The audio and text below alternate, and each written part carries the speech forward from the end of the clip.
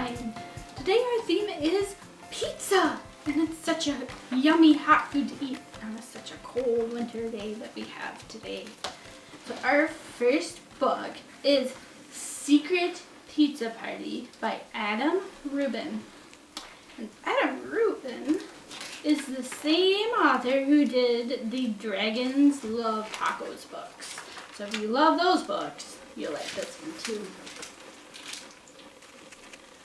Poor raccoon.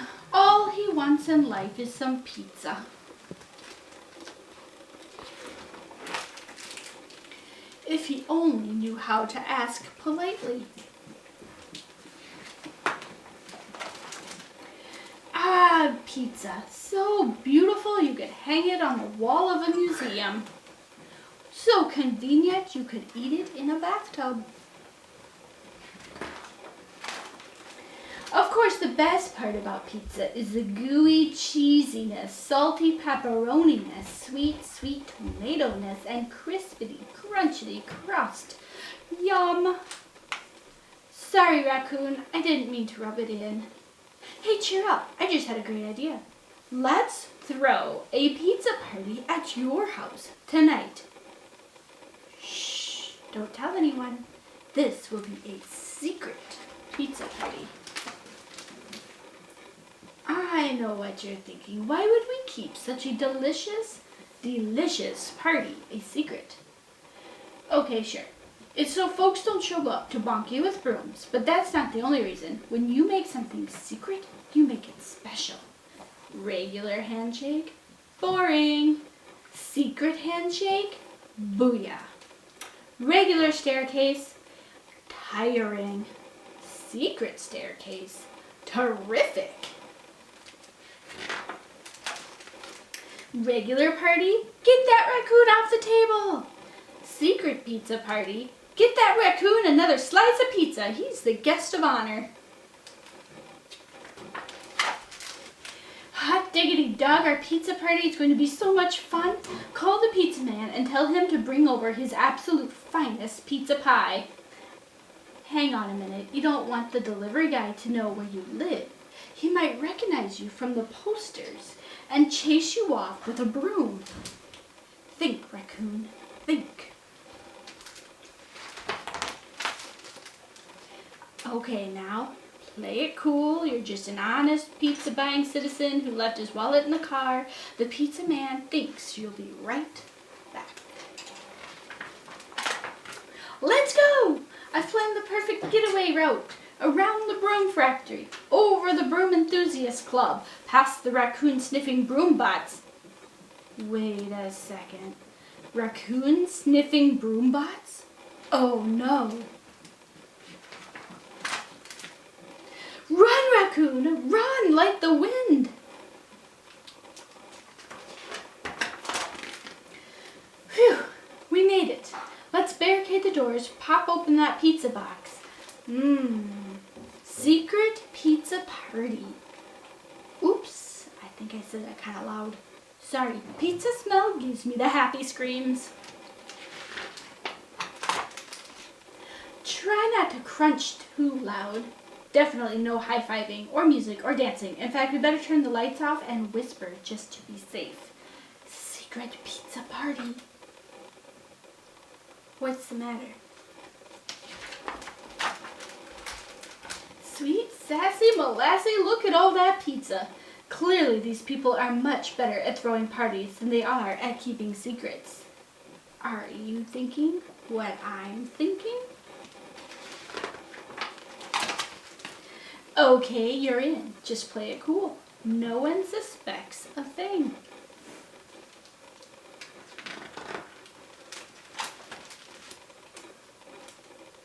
Uh-oh.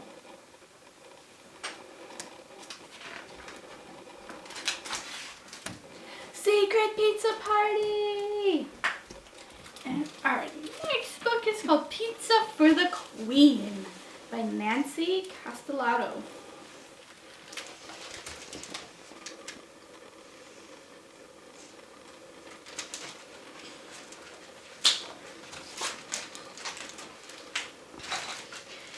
Like most June days in Napoli, the 11th day of the year in 1889, was warm and clear already at 9 o'clock in the morning. Raphael Esposito knew the day would be busy. The days always were. Everyone loved his pizza, and he loved making it. The streets that morning were like every other morning. Fishermen sold their catch, women carried jugs of mineral water for sale, farmers arrived with carts of fruits and vegetables ripened in the sun. The smell of baking bread filled the air. Raphael had bought the pizzeria called Pietro e Basta Crossi from the original owner, Pietro, and to make things more simple, he kept the name. After all, the pizzeria was quite famous in Napoli. Inside Pietro, Raphael set to work making the dough for his pizza. He was so busy kneading that he did not see the gentleman come into the pizzeria. "I hear you make the best pizza in all of Napoli," said the man to Raphael. Raphael looked up to see the Queen's messenger standing before him. "See," said Raphael. After all, who was to argue with such an important gentleman? "Her Majesty Queen Margherita has heard her servants speak of your pizza and would like to taste what all the fuss is about," he said. "I will come back around 7 o'clock this evening for a pizza for the Queen." Raphael's eyes got very wide. "What an honor to make a pizza for the Queen. It will be my pleasure," he said, bowing to the gentleman. Then he felt his heart beat faster. What pizza shall I make? Would the Queen like a pizza with a little fish? Would the Queen like a pizza with cheese? Perhaps she may like artichokes. Raphael could not decide. Then he had a brilliant idea. Why not give her a choice? Raphael closed the pizzeria and set out to collect the finest ingredients. After all, the Queen must have the best.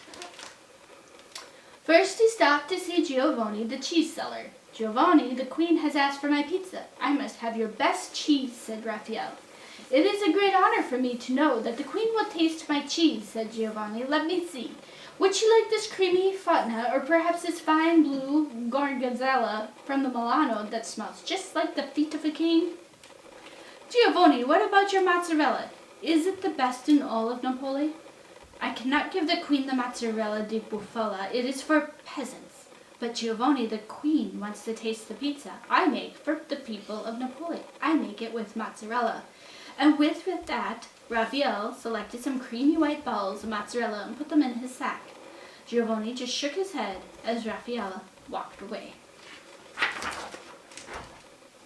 Next, Raphael stopped to purchase olive oil from Maria. "Buongiorno, Maria. I must have your finest olive oil for pizza for the Queen Margherita." "A pizza for the Queen Margherita? But she can have any food she likes," said Maria. "The Queen wants to taste what the people of Napoli eat," said Raphael.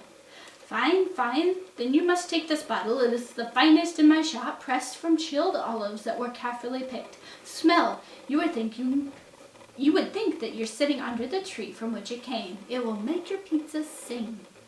"Grazie, Maria. It is perfect." And with that, Raphael took the bottle and put it in his sack. Maria smiled as Raphael left her shop. Next, he stopped at the pork store for some tasty sausage. Giuseppe was closing his shop for the siesta, when everyone rested during the heat of the day. But when he saw Raphael looking so frantic, he let him in. "What cannot wait until later, Raphael? I just need a bit of pork to add to my pizza for Queen Margherita," said Raphael. "Pizza with sausage for the Queen. If you must make a pizza, at least put something on it fit for a queen, such as some prosciutto that's been cured and aged and dried in the sweet air of Parma. Queen Margherita wants to eat the pizza that the people of Napoli eat." "Well then, if it is the pizza that we eat, Napoli sausage you shall have," said Giuseppe with a hearty laugh. And with that, Raphael took the sausage and put it in his sack. Giuseppe was still laughing as Raphael left his shop. Raphael knew he must get back to his shop soon. The dough would be ready, and people would now be lining up for a bite to eat.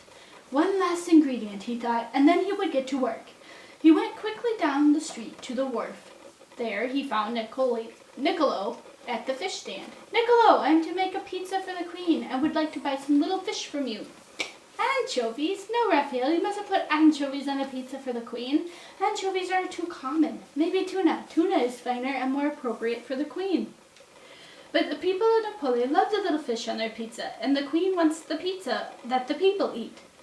Well, if that's what you want, and with that, Raphael took the package of anchovies from Niccolo. Before Niccolo could protest any further, Raphael hurried down the wharf. Raphael rushed back, and the people were already waiting for his pizza. There was Giuseppe from the pork store, Signora Labandi with little Alfonso and Sebastiano, the barber, all impatiently waiting as Raphael began to shape the raisin dough and toss it. They all watched as he spread the pizza with olive oil and added some little fish. He added some pine nuts, garlic, and cheese and placed the pizza in the oven. That was Alfonso's favorite. Then Raphael began on the next pizza. On that he spread some fresh tomatoes, garlic, and some little fish. Sebastiano's mouth watered as he watched the pizza slide into the hot oven. The smell of garlic and of Raphael's wonderful thin crust rose from the oven and drifted out the door of the shop. Soon more customers were in line. As each pizza came out, another went in, until finally Raphael had fed everyone. It was not until 5 o'clock that Raphael had time to start making pizzas for the queen. He kneaded the dough and formed it into 3 little balls. Then he tossed each of the dough balls to shape his 3 pizzas. On the dough of the first pizza, he spread green olive oil from Maria. Then he placed slices of fresh plum tomatoes from his garden, sprinkled oregano, and added just the right amount of garlic. He was sure the queen would like this one. Everyone loved his pizza marinara. On the second, he spread pieces of spicy sausage, slices of mozzarella di buffalo, and some leaves of freshly snipped basil. This was his favorite. Surely the queen would find it delicious. On the third, he would add the little fish that the people of Napoli loved. But where were the little fish? The plate was empty. Raphael looked around the room, only to find Meow Meow stretched out asleep on the window. Oh no, you didn't eat them, did you? Raphael looked at the cat's big belly and shook his head. What would he do? He did not have time to go to the wharf again, and even if he did, Niccolo's stand was closed for the day. Just as he was thinking that maybe 2 pizzas would be enough, he looked up to see beautiful Italian flag blowing in the wind blowing in the wind. Raphael looked at the flag's bold colors of green, white, and red against the bright blue sky. It was then he knew what to add to the 3rd pizza. Quickly he cut up some more slices of red tomato and spread them on the dough. Then he added leaves of fresh green basil. Last he placed the slices of white mozzarella on top. The pizzas were finished. He slid them into the oven lined with rocks from Mount Vesuvius. Raphael kept a careful eye on the pizzas as they cooked. He took them out of the oven just as the queen's messenger returned to take them to the castle. May I come to the castle? Asked Raphael. Ah, you are nervous that I might drop one? The messenger laughed. Her Majesty would be pleased to see the pizzas himself when she tastes the pizzas. So together they made their way through the narrow streets and up the hill to the castello where Queen Margherita was staying in Napoli. Raphael escorted through the halls lined with paintings of famous artists to the queen's dining room. The queen was anxious to taste the pizzas. Their aroma had arrived before Raphael had already filled the room. He set the pizzas before her. First she tasted the pizza with olive oil, tomato, oregano, and garlic. Raphael held his breath as she chewed the pizza marinara slowly. Delicious, she remarked. Next she lifted a slice of sausage, mozzarella, and basil to her lips. Raphael watched nervously as a little string of cheese stretched from the pizza to her lips. It seemed endless until the queen took it into her fingers and popped it into her mouth. Also delicious, the queen giggled. Before taking a bite to the last pizza, she looked at it for a moment. Signore Esposito, you have captured the colors of our beloved flag on the pizza. I am sure to find it also delicious, she said. Still, Raphael couldn't help but wonder what fine dishes the queen was used to eating. How did his pizza compare? Before he drew his breath as the queen raised the slice of pizza to her lips. Before she had finished chewing completely, she took another bite, then exclaimed, Magnifico! Raphael sighed with relief and bowed to Queen Margherita. The servants all clapped for Raphael. The queen added, Pizza for everyone! The next day was warm and sunny, like most June days in Napoli. The streets were busy with people selling cheese, fish, vegetables, and water. The smell of baking bread filled the air. Raphael could feel the sun warming his face in the open pizzeria. Like other mornings, Raphael made his dough, kneaded it, and formed it into small balls that he would use for each pizza. Word of Raphael's success spread quickly through Napoli. By noon, a line of customers already reached out the door. But today, something else caught the customer's eye on the menu. Pizza Margherita, a pizza fit for the queen and the hungry bellies of Napoli. And in the back is a recipe for how to make pizza margherita.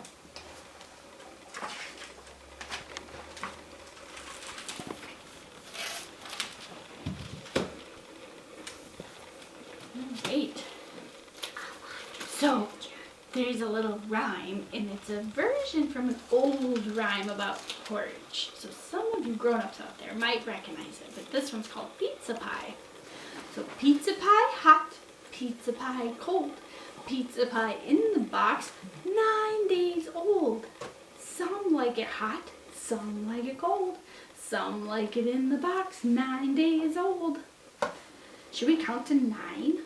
1, 2, 3. 2, 3, 4, 5, 6, 7, 8, 9. Good job. Now, let's think about that rhyme. I heard the words cold and old in that rhyme. And those words are rhyming words. So you can listen to poems and see if you hear words that have the same ending. Our next story is a Curious George story. And it is Curious George and the pizza. We all know how much Curious George likes pizza.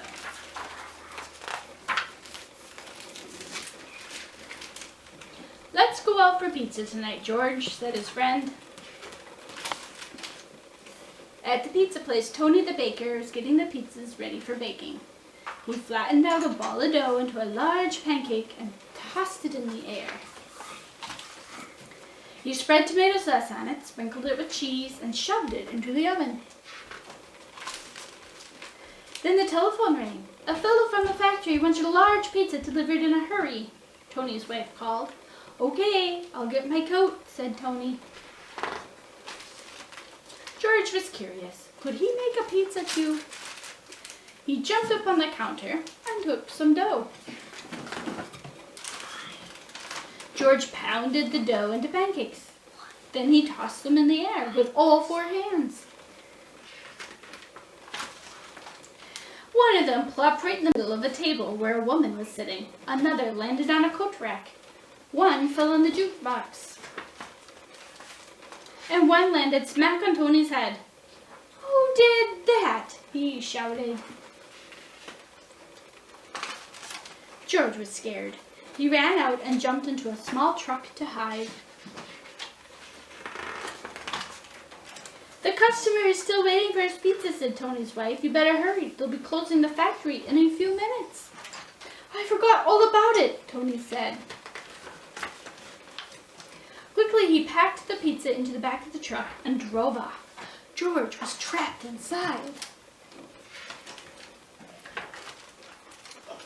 The truck sped up to the factory, but it was too late. The gates were locked.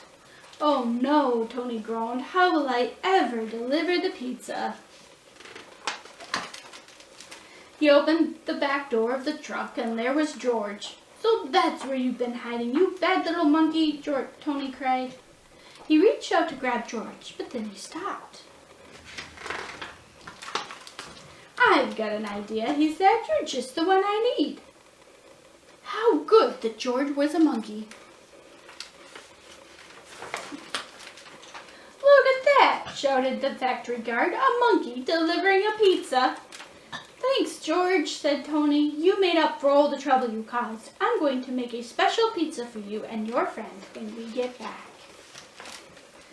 And that's just what he did. This is a very silly book. Its title is How to Eat Pizza by John Bergerman. Okay, look at that. Pizzas are using napkins or blankets. They How to eat pizza. How do you eat pizza? What? You don't know? Oh, come on. It's really easy. The first thing you need to do is choose a slice. Pick that one. What's a pizza? I have a bad feeling about this. Who's that looking at us? I recommend the slice next to me. Which do you like the best? I always pick the biggest.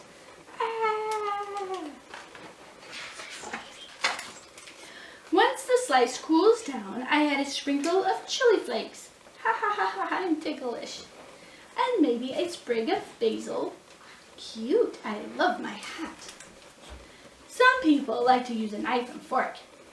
Excuse me, what are those? But I don't. I like to use my hands. Now hold on a minute. You're planning to eat me? Me? That is disgusting. Ew. Yuck. You know I have a crusty bottom, right? No one likes the crust. And the biggest isn't always the best. Did you even consider the other slices? Slice 1 knows karate. Slice 2 is good at computers. Slice 3 is very musical. Slice 4 is a perfect isosceles. Slice 5 used to be a bank robber. Slice 6 is a bookworm. And slice 7 is a pizza wizard. Ta-da! Listen, pizza, I don't want a talented slice. I want the biggest slice. Hold up. You need to be more adventurous. Look at all these scrumptious slices. Chicago deep dish. I'm a deep thinker too. New York slice. Sup? Grandma slice. It's hip to be square. Margarita. Ciao, Bella. Marinara. Ahoy! White slice. It's not easy being cheesy. Leftover. I've been bit. Hawaiian. Aloha. Calzone. I'm full. Wouldn't you rather eat one of them? Now hold on a minute here. You're suggesting they eat us? Us? That is disgusting. Gross. Did I mention our crusty bottoms? We pizzas should stick together. Power to the pizza. But what could they eat instead of pizza? Come on, everyone, think. Hey guys, I think I found something in this book. Have they ever tried our old friends? The vegetables and fruit too. There's mushrooms. Don't eat me, I'm a fungi. Or broccoli, it's like a mini tree. I can't believe you want to eat me. If you're looking for some zing, there's onions. We turn everyone into a crybaby. Here, have a tissue. And garlic. Hey, you, what stinks? Oh, it's me. Tomatoes are fun. We could splat you if we wanted. And peppers are so colorful. I may look mild, but some of us pack some serious heat. Pineapple is tangy. Be careful, I'm prickly on the outside. But you're so sweet on the inside. An eggplant is delicious cooked. Oh, don't eat me. Can't I just lie here instead? They all look so yummy, right? What do you say? Okay, pizzas. I've changed my mind. What? Really? You have? Woohoo! Yeah, maybe it's better to eat pizza with friends. Ah! Now, how do you eat donuts? Wouldn't you prefer a bagel? That's a pretty silly book. What is your favorite topping on pizza? What's your favorite thing to put on pizza? Cheese and pepperoni. Cheese and pepperoni. I think that's a lot of people's favorites. It's one of my favorites. I like the colorful peppers on my pizza. And her last story is Pete the Cat and the Perfect Pizza Party. Pete the cat loves pizza. Pete the cat loves parties too. Pete had an idea of what he could do. He would have the perfect pizza party. You are invited to Pete's Pizza Party. Fun, games, music. Bring your swimsuit. Pete's friends all arrived. It was time to build the perfect pizza together. That would make the pizza even better. Pete thought the perfect pizza would be pepperoni with extra cheese. It's a party, a pepperoni pizza party. But everyone did not agree. Callie said pepperoni would be just fine, but I really love pretzels on mine. Pete and the gang were puzzled. Pretzels?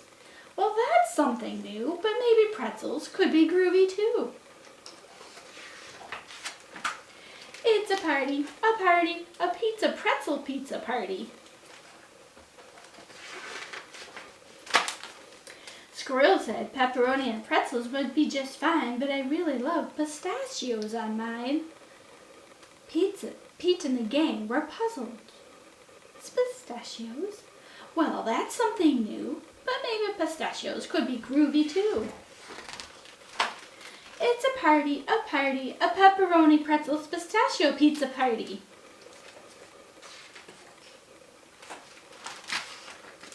Grumpy Toad said pepperoni pretzels and pistachios would be just fine, but I really love pickles on mine. Pete and the gang were puzzled. Pickles? Well, that's something new, but maybe pickles could be groovy too. It's a party, a pepperoni pretzels pistachio pickle pizza party. Gus said pepperoni, pretzels, pistachios, and pickles would be just fine, but I really love popcorn on mine.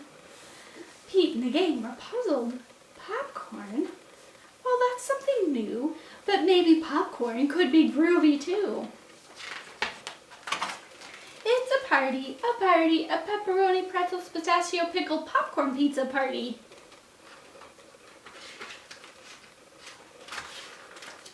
Alligator said, pepperoni, pretzels, pistachios, pickles, and popcorn would be just fine, but I really love papaya on mine. Now Pete and the gang were really puzzled. Papaya? Well, that's something new, but maybe papaya could be groovy too. It's a party, a pepperoni, pretzel, pistachio, pickle, popcorn, papaya pizza party. Pete and the gang piled the pepperoni, pretzels, pistachios, pickles, popcorn, and papaya on top. The pizza was so high, they had to stop. Ding! The pizza was done. Trying something new might be fun. They all built up the courage to take the first bite. And the pepperoni, pretzel, pistachio, pickle, popcorn, papaya pizza was out of sight. Dynamite just right. In the end, the perfect pizza is a pizza shared with friends. The end. Well, thank you for joining me for our pizza story time today.